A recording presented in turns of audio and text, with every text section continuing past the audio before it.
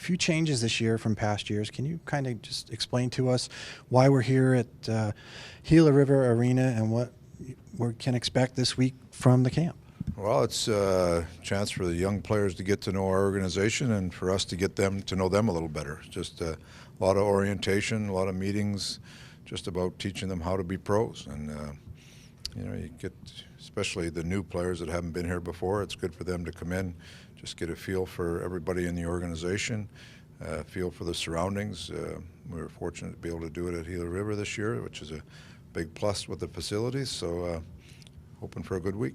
And then at the end of the week, there's going to be a scrimmage, correct? It's going to be treated as if it's a regular NHL game day with morning skates and the works? Exactly. We're going to try to, there's a lot of meetings, a lot of skill development during the week, but we're going to end the week with just a mock game day where they'll go through what a NHL player would go through on a game day, from pregame skate in the morning to pregame meal to show up and play a game. So it's a good way to finish the week, and there's a lot of young players here that, that last day they can try to impress the organization, impress the fans that we have here, so it should be a good night. How early do you get a read on maybe some of these guys who might at least have a shot of making your roster? A guy like Strome, for instance. How early do you have a sense that maybe he can challenge? Well, that'll be in training camp. Yeah. That's just, he's got to put the work in this summer, and we've had good communication with him about that.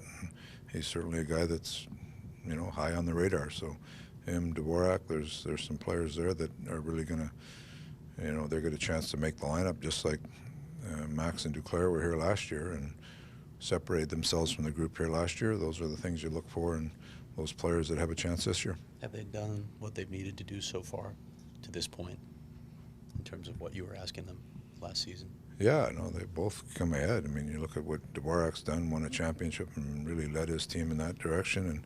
And Strome, I thought could be arguably the best player on the World Junior team for Canada. So both of them made huge strides this year, and we just got to see where they continue to get to.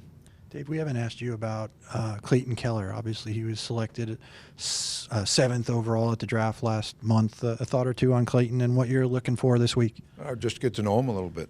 He's a dynamic player. I've watched some tape of him, and he is just a dynamic player. But until you see him play live and see him within a group of with his peers here, we'll get to know him a little bit, get to know him as a person and get to know him as a player.